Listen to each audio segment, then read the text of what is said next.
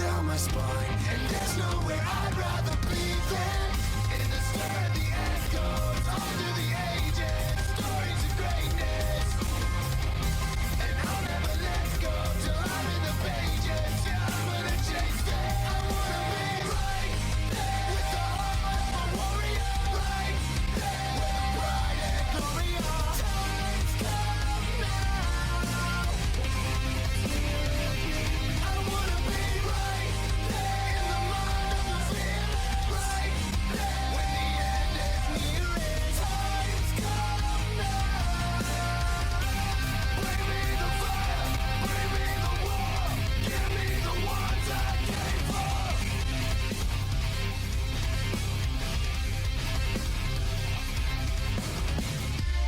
Ladies and gentlemen, my name is Elias Storm, and I am the 2.5 DPNG Power Manager of the A Show, Overdrive Glory. And with me, as always, my partner in crime, my fellow co-host, the other half of the Kings of Commentary, the one and the only manager of champions, Stanley Brewer. Buddy, how are you today? Well, Today, word. do what? I said today, and I was like, today, words. Yes.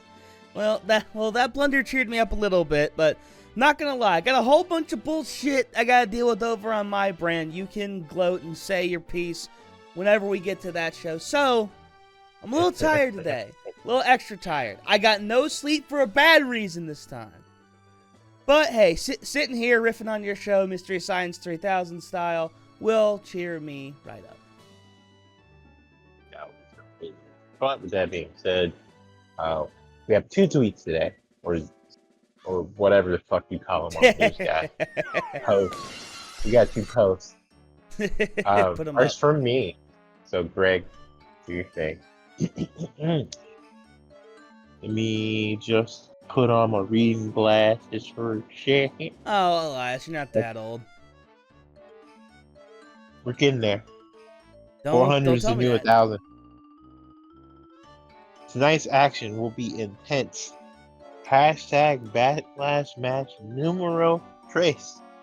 We'll revisit the main event of Mania 27. Match I witnessed personally. Plus, the biggest grudge match of 2.0 so far, as Cody versus Melo will be contested under Falls Count Anywhere. Tune in tonight for the age. Miz quoted or quote reposted. I don't know what the fuck. I ain't on Blue Sky like that. 14 years ago, I achieved my childhood dream of main eventing WrestleMania. It wasn't what it should have been. I'm the original hashtag beat up Johnson, not AJ. Tonight, I do just that. Yes, that's right, ladies and gentlemen. Like I said last week, we got the C-Man to agree. Opening the show. Go ahead and throw the card up for me. Will be Backlash Match number 3. Look at that really cool graphic. The Miz versus John Cena. I, for one, cannot wait. Then after that, we've got Stephanie Vaca versus Trish Stratus International Rules. The Chilean versus the Canadian. Then we've got a singles match between 2 of the best guys on my roster. Chad Gable, Kofi Kingston, one-on-one, their boys in their corners. Then, returning to action, the one, the only, the EST of OCW, Bianca Belair. Then, women's tag team action, Buff Mami, Player Haters. The winners will face Stalk You, and then that team will go on to face the Odd Couple, now known as the Queens of Wrestling, in Austin and Charlotte, who had a phenomenal match last week and are still the best of friends. So eat a dick, Stanley. It's gonna blow up in your fucking face. I'm telling you now, and I'm going to laugh and shake my ass in your direction when it happens. Well, if the greatest tag team in the history of OCW breaks up after a dominant 2+ year run, it is what it is. And in our main event, Carmelo Hayes, the Dragon Slayer, him, the future, versus the centerpiece, the dreamer, the American Nightmare, Cody Rhodes, Falls County, and for the coveted National Openweight Championship. I expect this to be absolutely fucking bonkers. I'm hoping for more flaming tables. In fact, stacked flaming tables. I want someone to go through two of them. Any words. Well, so what? Are going to set up one, set it on fire, and set up the other one, or going to set up both and then set both on fire? You set up both and then set both on fire. Like, you know, it wouldn't make sense to light one on fire and then put one on top of it. The fire might go out. You know how fickle gimmick fire can be. Fair enough. Well, all right, ladies and gentlemen. That being said, that's my card. We can dive on in. All right, shit, let's go. You know, I really hope you budgeted that money well because fucking hell, Juan Cena. Oh, we got him for free. Make-A-Wish kid really wanted this match.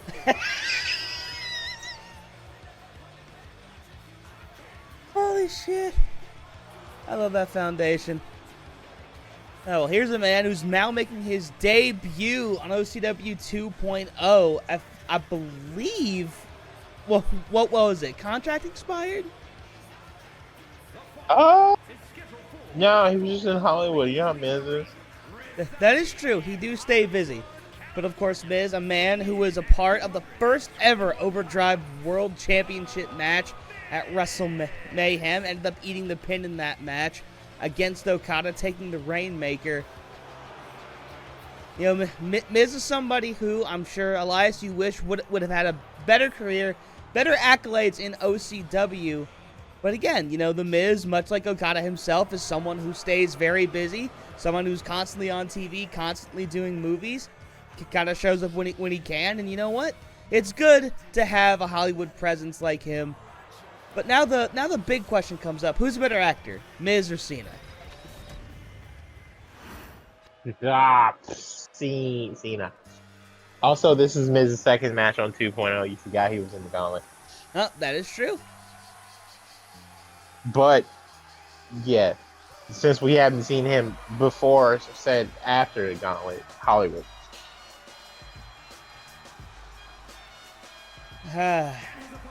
This man might be hated everywhere else, but he does get a vow of respect from the Nebula here in OCW. Last time is now, and what might be his only time in OCW is now. Though, you never know. Pick your poison is around the corner. You never know who's going to show up there. Right now, John Cena is indeed on a one-match contract. We'll see what happens after that. But his first appearance here in OCW is on the best brand, the Zenith brand, Overdrive Glory. Of course, you need gimmicks and one-off appearances by veterans to make your own show relevant. Sad, shame. Thought you were better than that. I'm sorry. Didn't I make your internet title relevant? And now you're trying to parade it on your brand? You stole it and thought no one would ever know.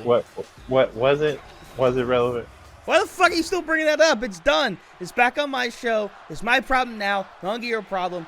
Shut up. How's that blind bandit going for you, bud? Well, number one, we're not even doing a blind bandit right now. We're just, having teams face each other for the love of the game. All right, cool. Yeah, all right then. Yeah, I just remember the blind eliminator going extremely well. Formed the greatest tag team in the history of our company, and then all of a sudden, Blind Bandit and Blind Bandit 2 happened, and guess what? Both teams couldn't get the job done. But I'm the one who needs a gimmick to get my show over. Yeah, okay. Yeah, exactly.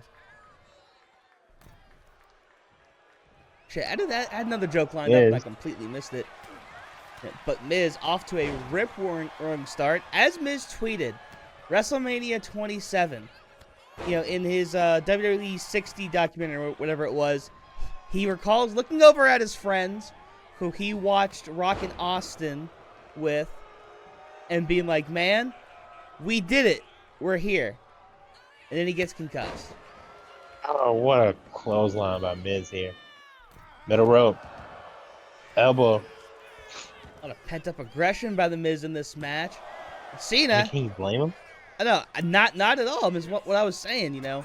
And of course, he gets concussed about, what was it, 10, 15 minutes into the match, and he couldn't remember the rest, like, immediately after, which is really fucking sad. I mean, in Miz's head, I mean, obviously, you know, he ended up winning at Mania 27 through shenanigans, and he was concussed.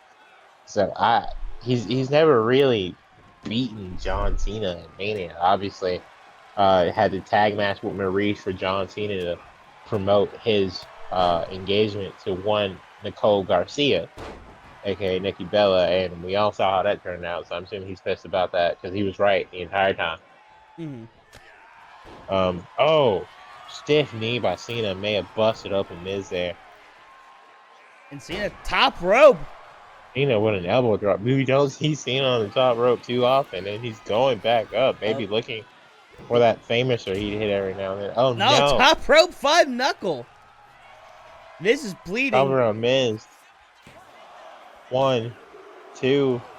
Oh, kick out. Cena almost buried him again. Now, as someone who witnessed that match personally, I remember you've kind of taken me through. Yeah. Oh shit! And the attitude adjustment. Wow. Cover. Damn. 1, 2, 3. Whoa. Wow. All right. Cool. What about the same as last time? Yeah. Well, at least now we know. John Cena, cheap pop, pins the Miz in about a minute and a half. You know, fun fact, we tried to book John Cena in a match with the Invisible Man, but the Invisible Man no-showed. Turns out we had contacted Invisible Stan by mistake. All right, well, shout out Dave. Dave was very, very generous with that match. I wanted you, though, just real quick, to kind of take us through your experience watching that live at Mania 27, because when you told me the original kind of anecdote for it, it was pretty interesting. We can kind of run through that right quick. Yeah. All right. Thought we'd have a little bit longer to do that, but no. So the whole night had been kind of weird because if you look at that card, the card sucks garbage. Mm-hmm.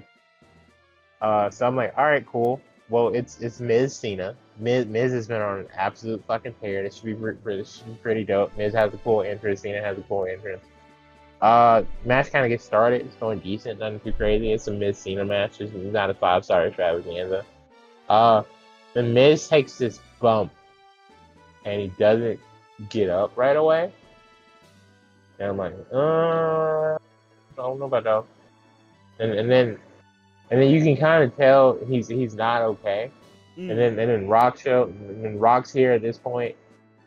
Cena and Rock are doing their thing, and I'm just like, y'all really gonna waste the last year plus of Miz's build-up to book a match nobody currently gives a fuck about? I mean, and I just you could kind of like, the crowd was kind of dead during the match, and then like obviously Rock shows up, so they peek it up. But then once they realized that nothing like legitimate was going to happen, and then Miz was like half dead on his feet, the air just kind of got sucked out of the arena. And then Cena lost too. I mean, people were expecting Cena, and then everybody just kind of looked at each other for a little bit. So it was like, yeah, I was kind of like, well, I mean, at least I'm at Mania, right? I don't know. I mean, I'm glad I got to experience WrestleMania, but you got to see 40 in person. I did. Like, it was fucking incredible. A 2-night event at that, right? Oh yeah, two-night event. I mean, probably about the same amount of wrestling, because Mania used to be like 9 hours back then. Crazy. But like, what the fuck, bro? I mean, you also had to see fucking Lawler Cole that night. You should be entitled to financial compensation for that one. In like 15 years, it's gonna be like one of those Metho-Enthusiasm commercials and type shit. Like, if you watch WrestleMania 27 in person, you are due financial compensation through the just sheer childhood trauma. I don't know. Because whatever. Wasn't the only like good match on that card like Edge versus Del Rio to kick off the show? I mean, that was what? That was Taker, Triple H, no holds barred. That was whatever. Randy Punk wasn't terrible, but then I also saw Snooki and Michelle McCool. What I'm saying? Damn. Michelle deserves so much better. Yeah. Also, Edge fucking retired the next night, so I was like, oh damn. I mean, at least in that sense, you did witness like a big piece of wrestling history, because then Edge obviously didn't come back till 2020. So almost, that was 2011. So that was 9 years.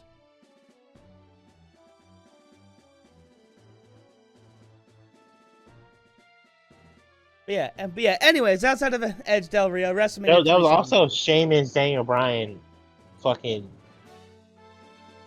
yeah. Was that 18? Was that 18 seconds? Yeah, that was 18 seconds. I thought that was the previous Mania. No, you're right. That was no contest. That was for the U.S. belt. Oh, gotcha. Yeah, that's the following Mania. 28 was 18 seconds. What a year difference that makes, huh? Jesus Christ. U.S. title match ends in no contest with Sheamus as champion, and then the following year, Daniel Bryan loses the World Heavyweight title to him in 18 seconds because he kissed AJ Lee. And that's after, right? That's after fucking Bryan goes to the Chamber. That was the year he pinned Santino. Then after the Chamber, like, Sheamus comes out and, it's a shameful thing, lobster head, and he points at Bryan and he's like, hey, I'm coming for you. That should have been an excellent fucking match. I mean, it should have been. Because it's got, knowing WWE, knowing how they make fun of Daniel Bryan for being a fucking, like, midget, that's, like, the perfect, like, size differential match. You got Sheamus, who's fucking 7'2", sitting down. You got Bryan, who they could never believe was 5'0" standing up. Like, that's the absolute match where you play on the size difference and tell good story of Bryan, being so good he can overcome the physicality of Sheamus, but if you're gonna have Sheamus win, oh well, Sheamus is just too damn powerful because he's a fucking Irishman who doesn't need a pint of Guinness to start a fight. Like, the possibilities are right there. You're not wrong. Anyways, well, we can continue this tangent, but we do got other matches that we need to get into. Stephanie versus Trish. You probably could have did that during the entrance. Yeah. I would say that's Backlash match number 4, but that's my world champion, and Sheamus is in your brand, and I refuse to even entertain the possibility. Whenever Bryan drops the belt 17 years from now, we can revisit that. Mega supremacy match out of it, sell some tickets. Now, Stephanie, absolutely someone looking to get her lick back. Of course, as we saw in the Gauntlet match a few weeks ago, only took Trish a bulldog and a chick kick to put Vaquero away. That's just the power of having signatures and finishers stored up. So obviously, Vaquero, probably still reeling from that loss, would really, really, really want to get some of that heat back. Yeah, absolutely.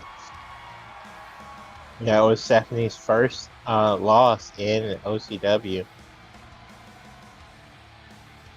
I'm sure she's looking to avenge that. No one can be undefeated forever, but La Primera, the former NXT Women's and North American Champion, Women's World and North American Champion, I should say, probably has a lot to say to Trish. And Trish Stratus has been one of the most consistent wrestlers here on 2.0. Has a couple of big wins, including one over Bianca Belair. I believe she made it to the very end of that Gauntlet match before losing to the fresh face in Asuka. Trish Stratus, we said it before, bleh, words are hard. One of the veterans in the locker room, but having an absolutely phenomenal run, not just in 2.0, even before the hiatus. She was doing some absolutely amazing Trish Stratus says she's not here to play gatekeeper. I would not be surprised if Trish is OCW glorious women's champion before her time here ends. It's incredible that we got her and Lita coming back for a big second run. Lita not as much. Where is Amy Dumas? I don't know. He has not come back since losing the tag titles with Becky. That led to the Trish heel turn. I think that might have been it. I think they were saying something about how that was going to be it for her. Vaquer, top rope, very intense, heat-seeking crossbody right there. I will say the lead assault was still very much on point. No, for sure. When her and Becky won the tag titles and she went, they were teasing the lead assault the whole match, and then when she got because what it is, there's not really an arc to it. It's kind of like I said with Becker's crossbody. It's heat-seeking. Instead of kind of going up, over, and down, it's more so just moonsault that goes straight towards you. And when they won the tag belt, she nailed it. Even the crowd was extra loud. They're like, "Oh shit, she fucking hit that." And Trish, veteran presence, scouting out a suplex attempt by Vaquer. Head takeover. Ooh. Trying to go for the back, trying to take away that amazing strength of Vaquer. But Vaquer possibly scouting out a high-risk maneuver. Trish goes high-risk anyway and hits it. And Trish measuring up, and what a clothesline. Series of strikes there. Going high-risk again! A shitload of air on that. Cover. Kick out by Stephanie. A very emphatic kick out. I think Trish thought she had it there. Ooh, and again, going to the spine, trying to take away some of that power of Vaquer. Now diving. I think that was a knee combined with a fucking broom handle? I don't know, whatever the fuck I thought. Oh, Stratus. Bulldog. This is one of the moves that put Vaquer away in the gauntlet. Here's the cover. Ooh. How they do it this time? Trish Stratus very much trying to end this match early.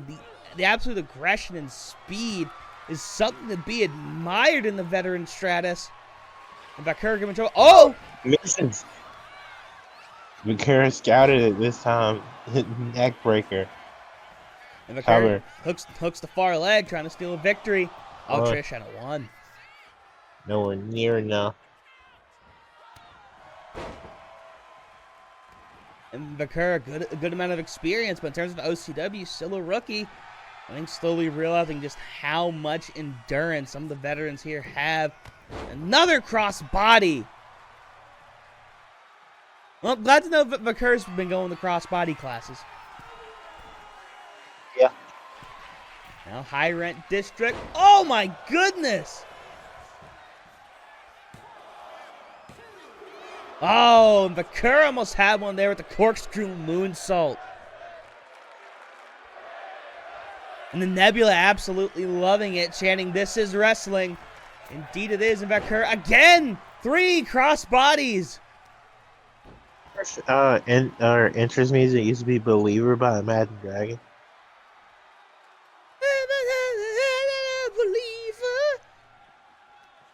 It should have been the fucking, I know they weren't the original ones, but the cover Believer by All-Star. I saw her face. Now I'm a believer. That'd be Booker T, except it would be, I saw her hips, and now I'm a believer. Carmelo be wilding, bro. Vaquer. And Vaquer, we have to mention, recovered very quickly from that bulldog by Trish. Trish, though, little drop kick. Now measuring up, but oh, wait a minute. The animation cheese. Vaquer with the animation cheese, taking advantage of it. Yeah. And Trish could be, oh my goodness, no, she's not. Yeah, well, to be fair, the game order that one. I mean, that was a very, very, very stiff drop kick and occur. Oh no, a headbutt. I thought Animation Cheese was about to get somebody else. Rope. Oh, what a leg drop. And Bakura, I think she looked to the top rope again for just a second. That hesitation, though, that just 1 second is all Stratus needs.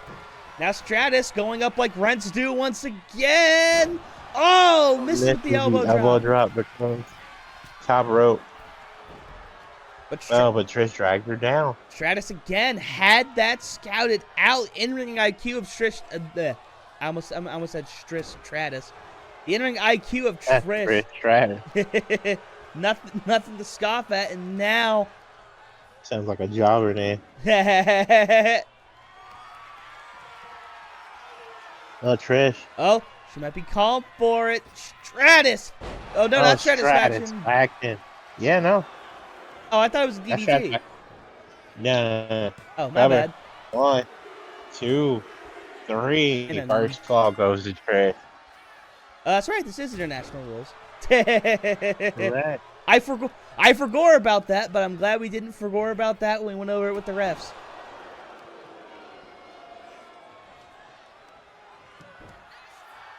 Okay. Oh, looking for SVB. Ooh! SVB connects. Cover. That can't be good on her back. 1, 2, 3. It's tied up. Bakura recovered very quickly from that Stratus faction, and now looking to do more damage. Stephanie. The younger body. Oh my Elbow goodness. drop to the outside. The reason I say that is very because. Macho Man. Oh, exactly. I should have gone. Oh yeah. But yeah, I say younger body because Trish not afraid to go high risk, but obviously age does things to a motherfucker. Bakura, a few more years to spare, can probably afford to go high risk a little bit more, which could be the difference. Oh, leg whip. And oh, I thought she was going for the thing. Oh, the kick is caught. Trish, a dragon screw of her own. And now again, returning to the spine of Bakura, now taking her up slowly. And there's neckbreaker there.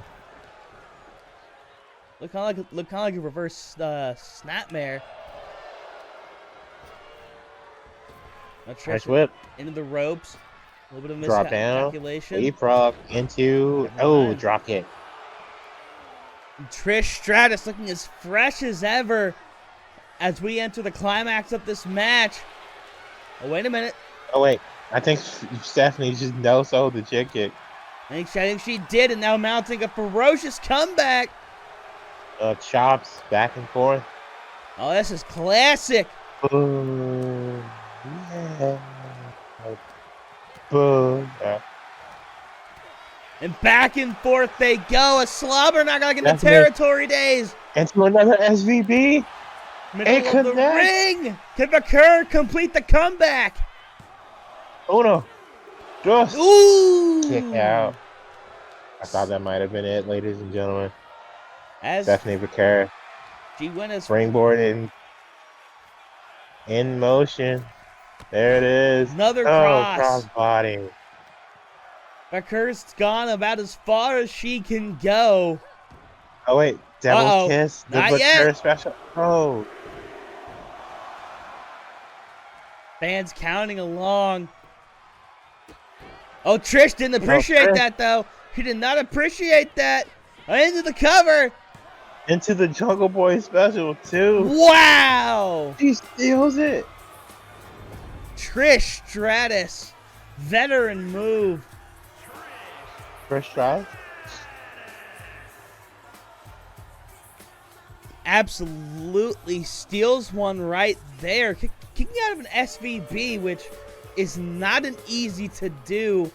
Trish Stratus, another big singles victory for her.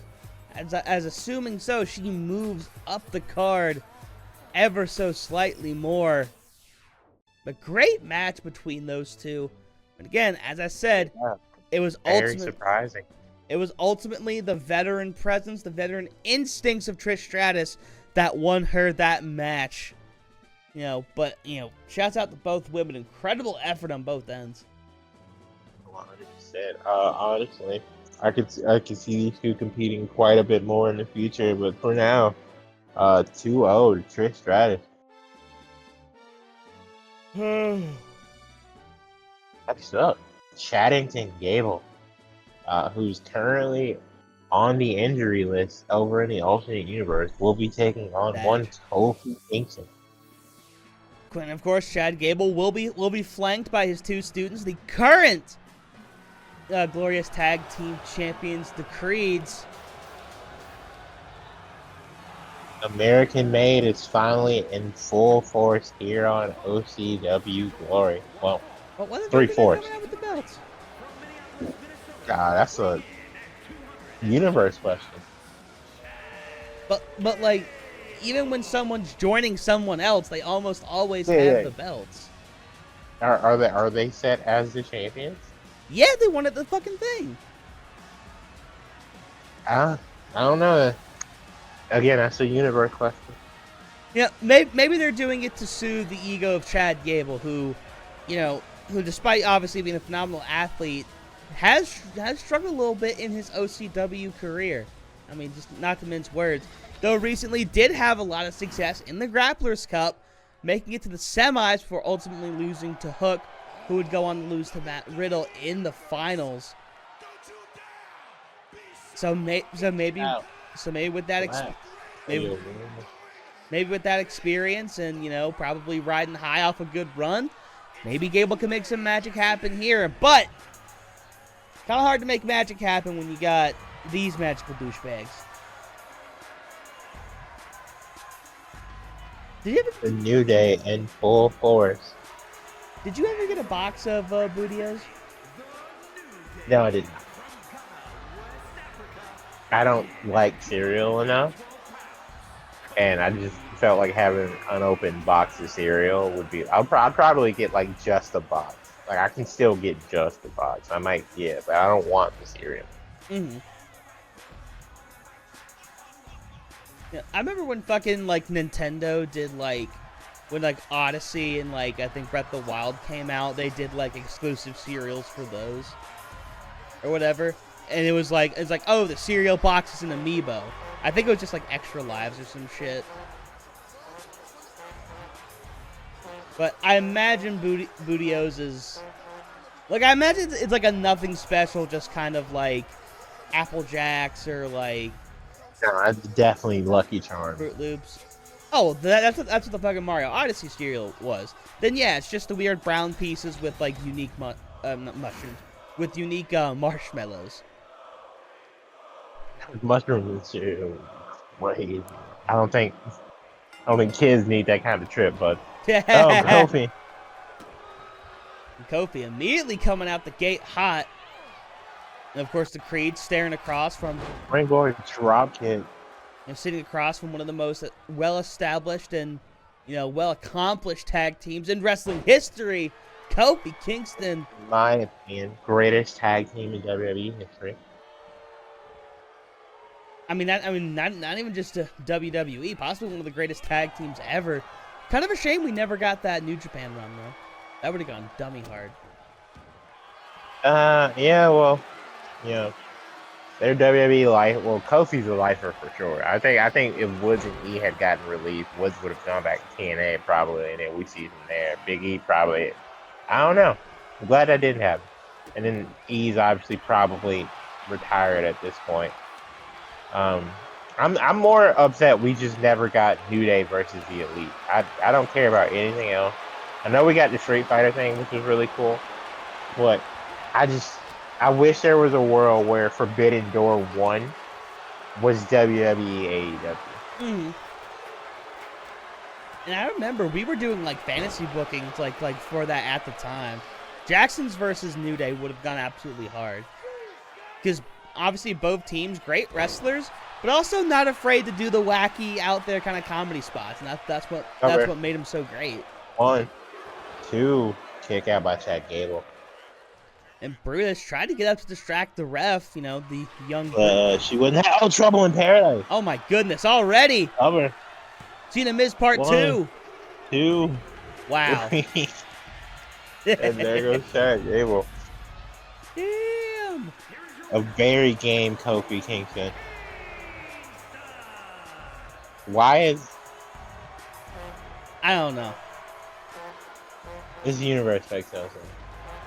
I think it was meant to be like, oh, you know, because they're together, like they're celebrating together. But yeah, they made it look like Woods just won the presidency and the world title all in one. When he wasn't even in the match. I still remember hashtag Woods US champ. And he found out about the tournament on his day off. That's crazy work. Okay, wait. While we wait for the next match, explain that to me.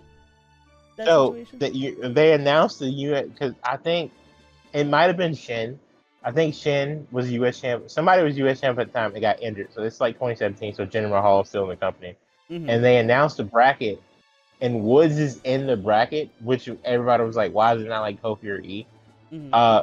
But they didn't tell Woods was in the tournament. Woods found out Woods was in the tournament, or he was in the tournament. I keep referring to him as if, yeah. Woods found out he was in the tournament from Twitter. Like, he watched the reveal, and he was like, oh. And so then he immediately went to Twitter and posted, I had to find out about this from the internet. But I'm excited. Hashtag Woods US champ. And, like, he put out just a whole bunch of, like, presidential gimmick vignettes. And then he made it to the semifinals and lost to Jinder, and then Bobby Roode won the tournament, if I'm not mistaken. They couldn't let Xavier hinder the Jinder at least once. That's such a shame. But also, I found out because I thought hindered the Jinder was a thing that we made up for the Seth Rollins match before they were released. But a friend of mine was telling me that was no, when... don't hinder the Jinder has been a thing for a while. Like, I was told that was a thing when he became WWE champion. Yeah, that's been a thing for a while. People brought it back because of that. Yeah, that the Seth Rollins thing, but yeah. That whole week, that Twitter beef was absolutely fantastic. I will say, Jinder absolutely disrespected Hook, and especially because like Hook has like an account, like a Twitter account, but he doesn't use it. It's more so one of those like, this is my official thing. Don't believe the bots or whatever. Like, Henry Jenner has been a thing since like Roman was still rocking like the vest. Oh God. He was absolutely hiding his man titties. What? Next up, Bianca Belair will be in action against a new signee. A new challenger approaches. Yes, sir. The OCW developmental program is heating up. Now, of course, we will address this on Pride. Gary will be out for a little bit, which is very, very sad. But in the meantime, developmental program can still shine. We'll get into this new signee as she makes her entrance. But Belair, who had to witness Trish Stratus, get a victory tonight.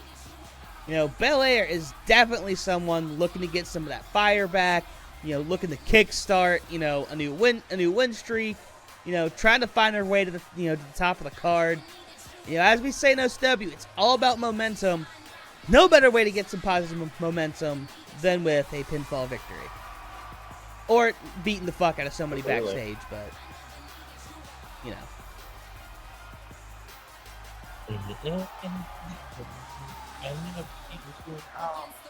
I think Bianca is one of the people who you're just never gonna see like turn heel. No, little girls love her. It's like the Cena thing. It took 20 years for Cena to turn heel. We've definitely seen teases where he should have, like the Zack Ryder thing with Eve, and it's Embrace the Hate with Kane and all that. But Sabrina Wolf here, you got it. Yes, sir. So Sabrina Wolf is from Boston, Massachusetts. She grew up with three brothers, all of which were athletes. One played baseball, one played football, and another played soccer. Sabrina, not one to get left behind, also became an athlete and ended up becoming the first female participant on her high school wrestling team. Wrestling is something that her family has always loved. You know, her dad got all of them on it. But Sabrina became a wrestler and became as tough as she did. Not really out of, I guess, survival, but really just so she could keep up with her brothers and the rest of the family. Wrestling absolutely in her veins. Take a look at her. She is very much a powerhouse, but obviously with that amateur wrestling background, knows a thing or two about tapping you out. Her favorite thing is German suplexes. She knows, suplexes in general. Knows about all of them. German suplex, Doomsday Saito, Fisherman suplex, which her finisher, I believe, is she can do Fisherman suplex, Fisherman buster, but this is somebody who, again, grown up with her brothers. She's had to fight for herself a whole life, developed really good fucking leadership skills in that time, and Spear by Bianca. And Bianca trying to get the quick victory. And deciding to Hey, wrestle in the leather jacket. Yeah, I was going to say, I think you swapped things around. I probably did. It was very late at night. Oh, good. Yeah. Fix it in post. I can't fix that in post. Well, yeah, I mean, just for future. Oh my god. Yeah, that's one of the things about Sabrina. Again, said she was a powerhouse. She's got workouts that rivals the like of Bianca and Rhea Ripley. She's someone who can absolutely take you for a ride and knock your fucking lights out. Because again, had three brothers. She had to be scrappy. She had to get strong, had to learn what she could. Again, not to survive. Bianca Belair here. But, just to kind of keep up. Because obviously, when you have multiple guys, not too far apart in age in the same house, what are they going to do? They going to fight. Yep. And Sabrina working over Bianca Belair here. Got that arm locked in.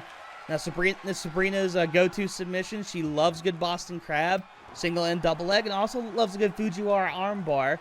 Maybe she was trying to transition to that. Spine buster by Bianca. Yes, spine buster in there. Oh, Bianca from a deadlift. Here. Ooh. And Sabrina having to roll out. Sabrina with the early advantage, but cross body from the top to the outside. But Sabrina witnessing firsthand that raw power of Bianca Belair. And Belair might be looking to put it away. Sabrina slowed her feet.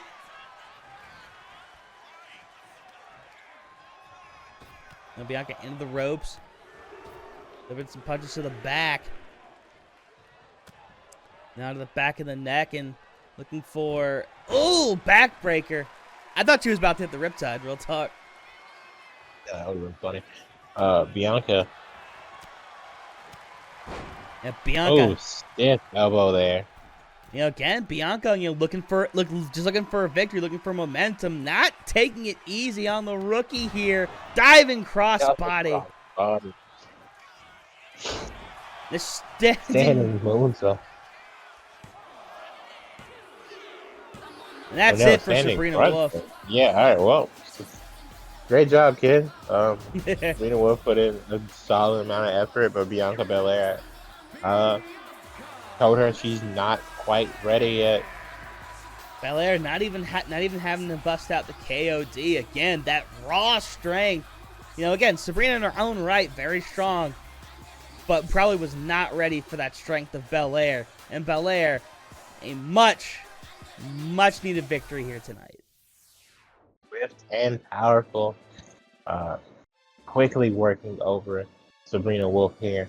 But next up, we've got women's tag team action, Buff Mami versus the Player Haters, to see who will face Stalk You to decide our new #1 contenders. Me personally, I'm going for Buff Mamis because Well, then again though, I did name both of these teams. This is true. I think I'm still going for Buff On Mami, it, though. honestly, I feel like I want the Player Haters to win this. Son of a bitch! I still Just didn't 'cause set the dual entrance. Oh wait a minute. You- I forgot. There's hesitation. She comes out, and then I think. Yeah. It's probably what yeah. the Nikki Cross one, which is still in this game for some reason. They got like. It's surprising how many old entrances they have. Like they still have RK Bros old entrance. They have OC from their second run. They still have that entrance. Adam Cole's entrance is still in the game. Like Adam Cole's entrance hasn't left the game. Like it's one that's just been in here.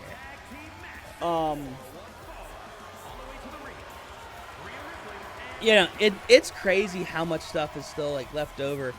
Also, when I was going through movesets last night, I noticed how so it's Okada roll, correct? That's like the name of the move sequence, what the fuck ever. Okay, in this game it's the O'Connor roll. Ew. Which is funny as fuck.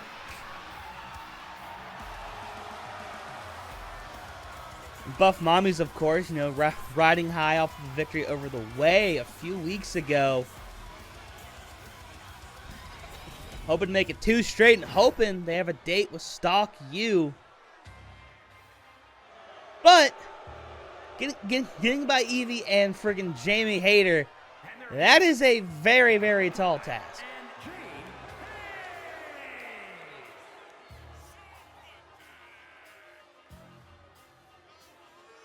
They need to put Jamie Hayter back on AEW TV. Her match with fucking with Mercedes for the Owen Cup was so good. And Nebula embracing the Player Haters. Honestly, I feel like the crowd's going to be divided on this because I feel all 4 of these women in their own right incredibly fucking over. Here we go, semi-main event time. It's gonna be, oh shit! And Jamie Hayter wasting no time saying, I am the strong one. And thought maybe she was gonna go over to Rhea, maybe taunting her a little bit. Now, ooh, trying to take away the arm power of Grace. Oh, it is the O'Connor roll. You had to look it up. You didn't believe me, did you? No, I'm saying I didn't know if it was originally that or if I just been calling the Okada roll because stupid. But yeah, Pat O'Connor. Ah, okay. So it's the O'Connor roll, and then maybe I don't think I've ever seen anybody reverse it either. I just see a Reddit thread about it. I don't think I've ever seen anybody actual reverse kick out of the pinfall. Yeah, but actually reverse the roll, no. Well, but like, oh god, Jamie's head might have rolled towards the steps on that. I don't think anybody fucking enunciates, which is why people assume it's the Okada roll. They always say it fast as shit. That's what I was about to ask. Like, have we just been hearing it wrong? I've definitely heard Okada way more than I've heard O'Connor. I mean, which is like 90% to maybe 5. I mean, yeah, like when I was on the Indies, that's what they were fucking calling it. Okay, so yeah, I'm not the bad guy here. Well, no, I wasn't saying anyone's the bad guy. No, I'm saying to myself. Okay. Because I'm supposed to be the historian. Jamie Hayter gut wrench. Deadlift into a gut wrench. I swear to God, the cat. Jamie Hayter is putting on a clinic right now. Again, Hayter trying to showcase that she is the strongest one in this ring. Now, finally getting Grace back into the ring. Jade Cargill is just there, right? What do you mean? Jade Cargill is not on an active roster, correct?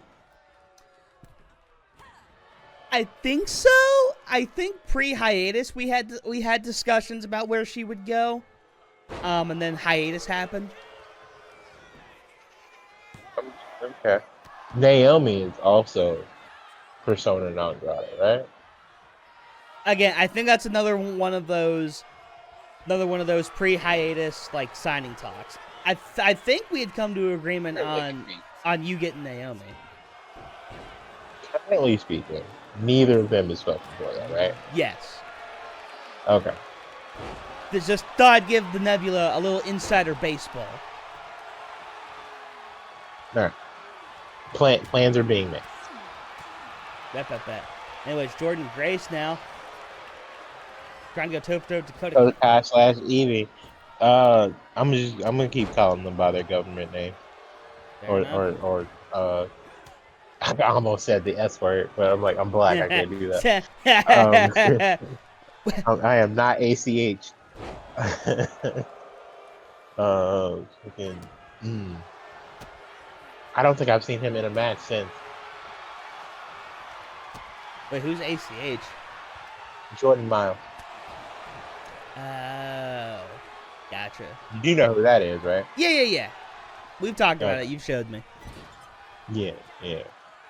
He said that's his, you know what name. Oh, I thought they were about. Oh, wow!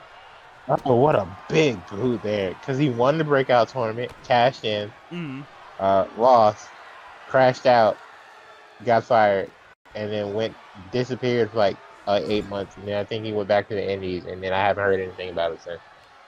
Yeah, I do remember us talking about that. I think that's where that original joke you alluded to between us. I think that's where that stemmed from. Yeah, 100% is where I got that. Well, meanwhile, there's a match going on here, and Rhea Ripley showcasing her power, and oh god, Evie landing right in her face. But able to turn, not going for the tag though, gonna take it to Rhea. Oh, roll up.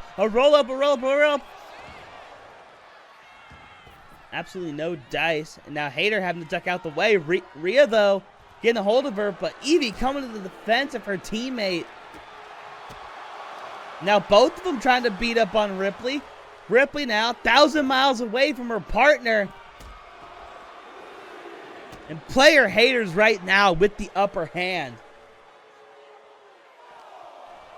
Of course, Player Hayters, one of OCW's long-established tag teams in the women's division. But, much like the way, Jesus! What a boot. But again, much like the way, still trying to look for that signature win. And this could be it right here. Evie now, another kick, this time the back of the head of Ripley. Now, what's on the mind? Obviously not very good things. And, ooh! Oh, Rhea, though, finally had one scouted out. She blocks that. I swear to God, if she wins. Okay. The world's greatest leg snap or whatever that wasn't even a move. He just, like, tripped her up.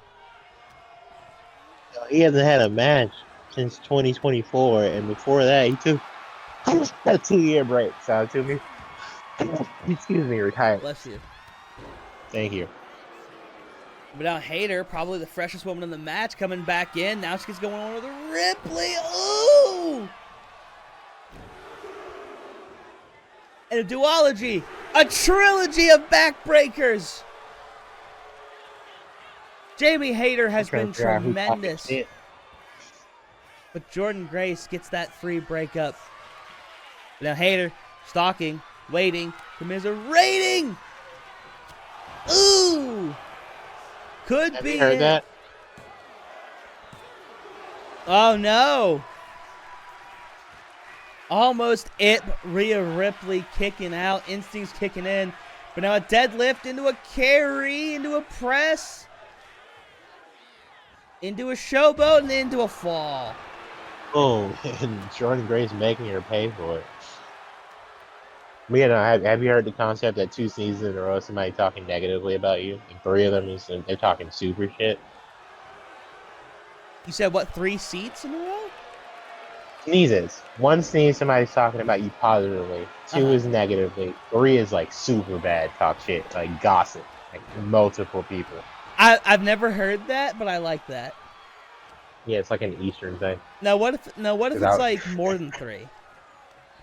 At that point, you're probably just sick.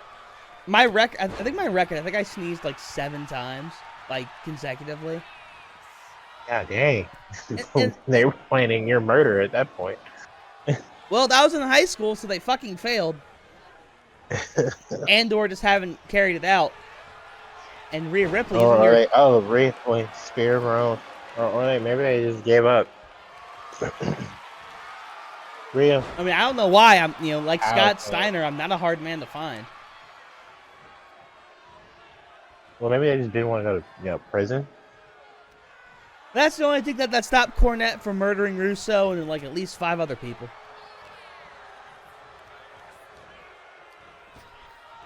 Nice whip. Oh, Hayter. Ooh. Oh my god. And again, Landing her.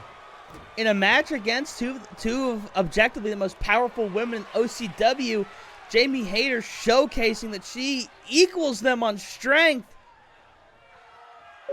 Chris Statlander said it best. One word to describe Jamie Hayter. Strong. Strong. Now Grace really hasn't been able to get a move in edgewise here. Multiple backbreakers and tossing. Hayter. Now Hayter in the ropes, and now Jordan deadlift of her own into the running power slam. Power slam. Looking Shout for, out Braun Strowman. looking for possibly a nutta.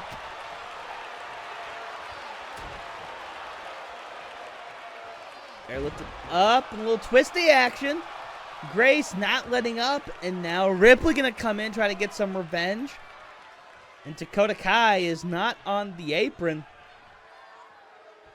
You might want to do that. You might want to get up there. Could very much help, especially right now. Riptide lands, but cover. Oh yeah. Oh, she does the thing now. One, Crazy work. 1, 2, 2, 3. That'll do it. 3. Buff Mami. Move on. They will face Stock You, and the winner get the Queens of Wrestling in the immediate future.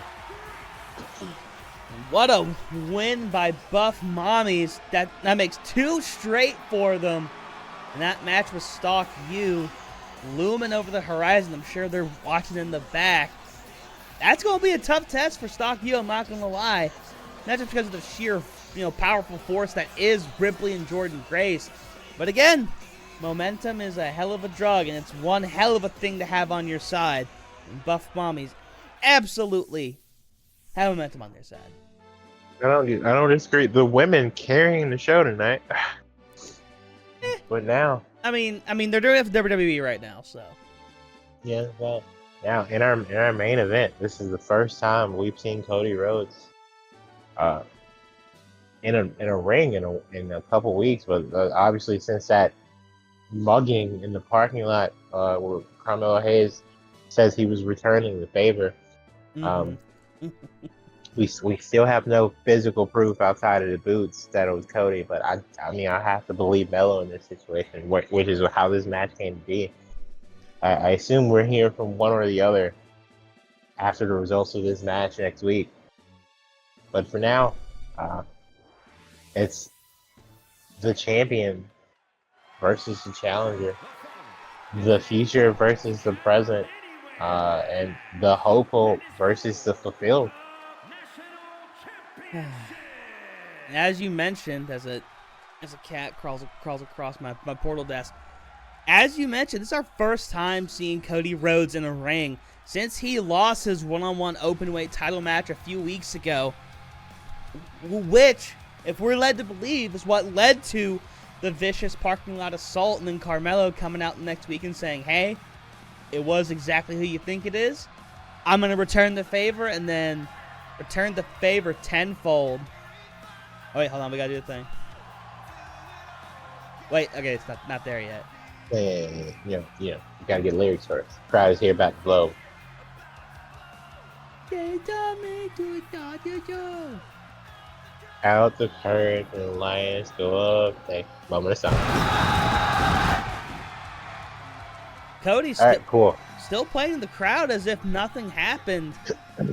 But again, Carmelo Hayes pretty much confirmed everybody's here the next week, and then Cody, on his way to the arena last week, well, let's just say Carmelo Hayes returned the favor tenfold.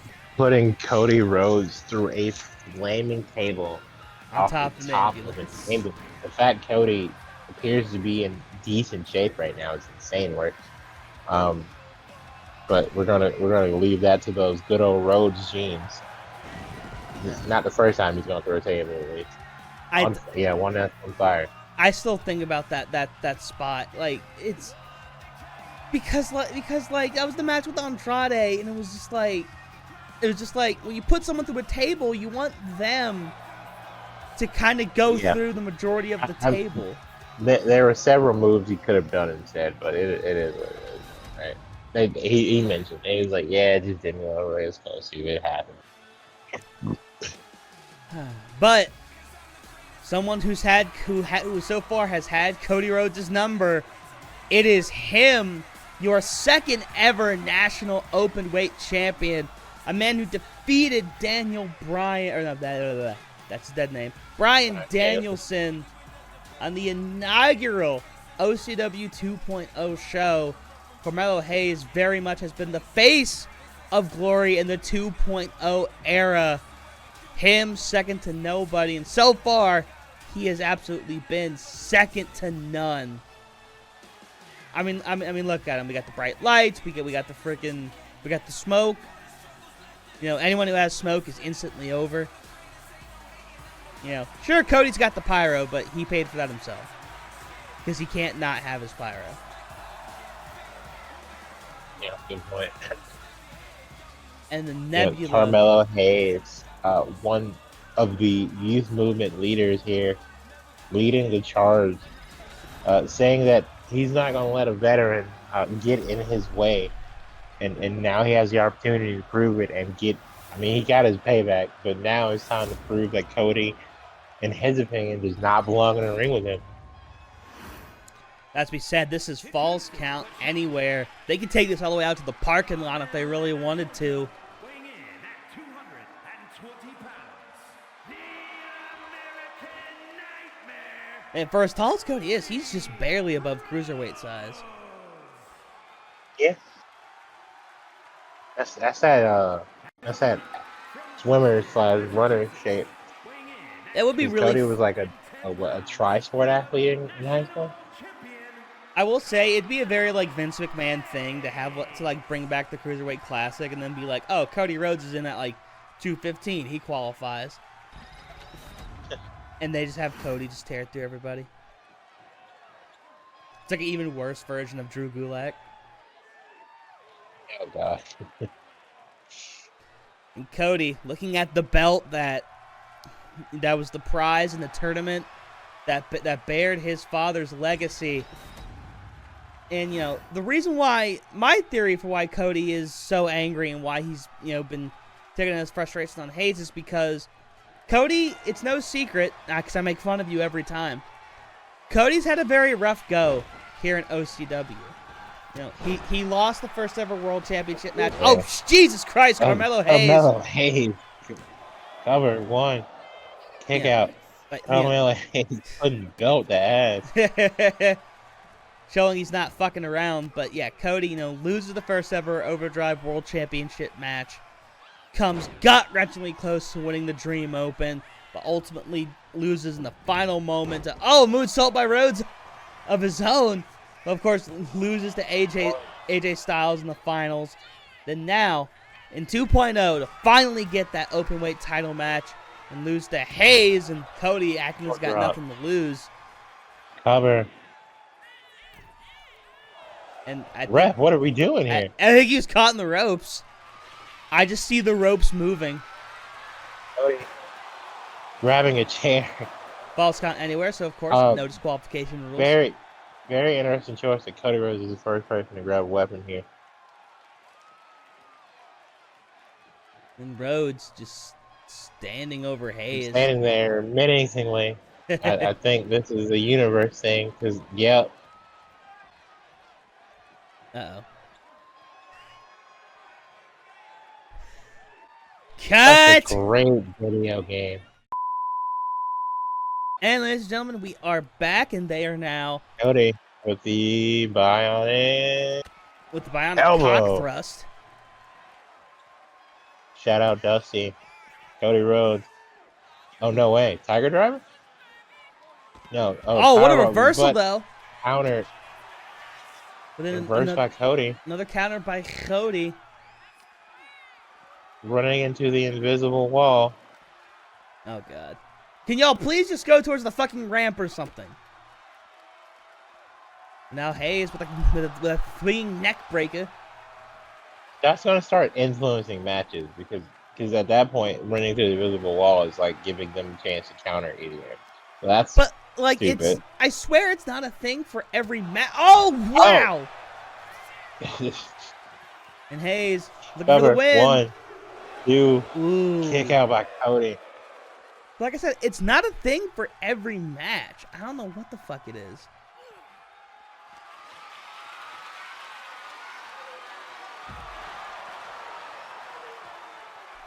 Now Cody gonna climb back into the ring. Of course, there's no countouts, no nothing. So I don't know why he's doing that. Maybe just getting some reps. Yep, Cody just getting some reps. Oh, but the reps are gonna hurt him. Now back in the ring he goes.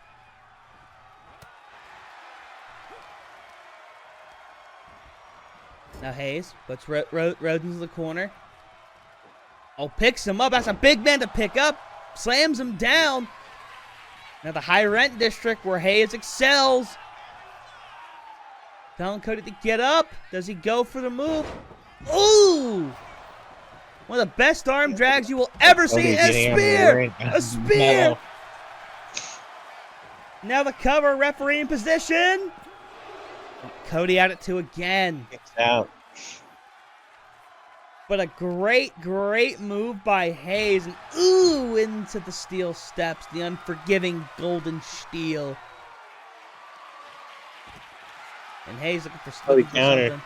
Uh-oh. Oh, no! Oh, no! Crossroads. Oh, my Cody God. Busted him Rhodes! open. Cover.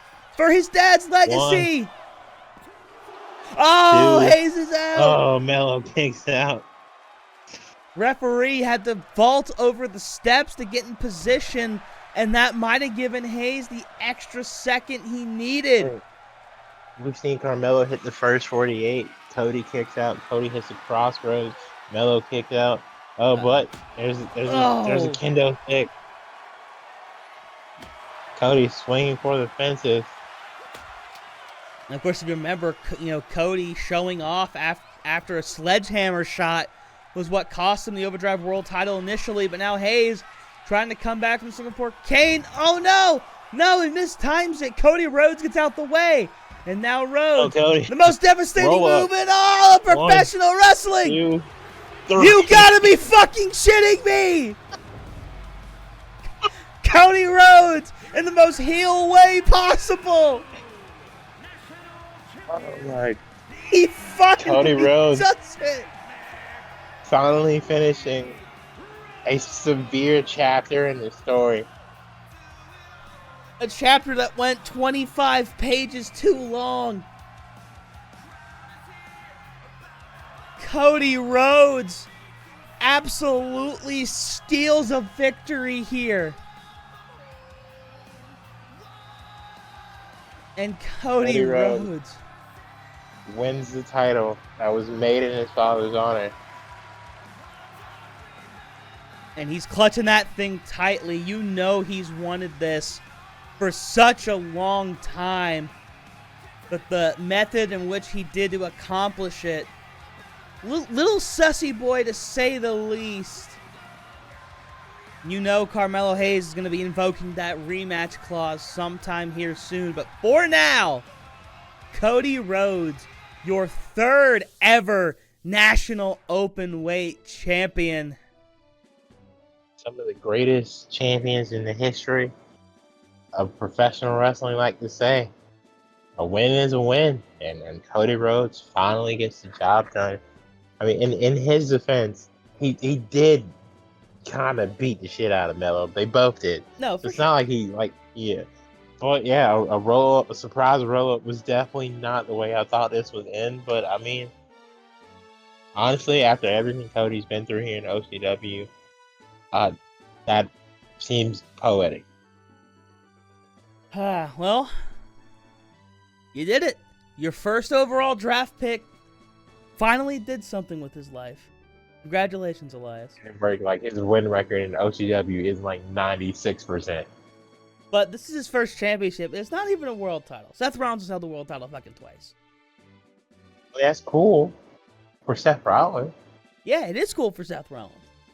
It's very cool. Right, First but overall pick, absolutely living up to his stock. Cody Rhodes, as we've said, and as I've gloated and pointed and laughed, ha ha ha ha, he struggled a lot. Can't laugh anymore. He's Openweight Champion, but, happy, kind of happy for him. It's a little air of disgust given how we got here, but yeah, no. In Cody's defense, he hasn't really been in the main event scene. And that's on me. And him, I guess, for not asking for more opportunities, but he only competed for the Overdrive World title once. Then he just racked up a bunch of singles wins, competed in the Dream Open because he asked to be in it, rightfully won the A bracket, and then got hoed by a technicality on my part because I wanted to make things interesting. Because he was leading the A bracket by a mile before the Battle Royale. Loses to AJ Styles. AJ Styles goes on to the actual finals. Loses to Daniel Bryan, or Bryan Danielson. And then Bryan Danielson is champion. And then there's a great hiatus. Then we come back, and Bryan loses to Melo. Right? Before he gets his match with Cody. Cody was next in line after Melo. Doesn't get the chance, and then he loses the first match to Melo. So realistically speaking, if Cody had been in the world title picture, he probably would be world champion. But he wasn't. So I feel like there's a lot of context to the fact that Cody Rhodes hasn't been Overdrive world champion. But you know what they say? He hasn't really looked for it. But you know what they say? Context rhymes with subtext, and you can't spell subtext without butt sex.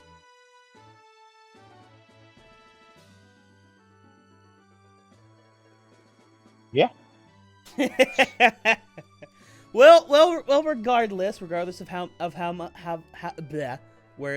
much I'm right and you suck, Cody Rhodes finally finishes the story here in OCW and caps off what was a pretty fascinating show on your part, Elias. Yeah, the women showed up and showed out, and the Miz learned that he is not John Cena. Sag, very Sag. That's a pretty successful show on my part. I think I did what I needed to do. But after so many 4 and 5 star matches, pre hiatus, I feel like now we're like a normal brand, like when we were a super brand before that. So now you actually have the opportunity to finally catch up. I mean, we'll talk about that. I mean, fucking last week had a fucking phenomenal week of business. I'll tell you what. Yeah, they're all like 20-minute matches. What the fuck did you think was gonna happen? I mean, hey. Statistically. Dave loves it long. He loves the long way. Yeah, Cody's the new Openweight Champion, ladies and gentlemen. He's Stanley. I'm Elias. And that's it. Bye. Goodbye.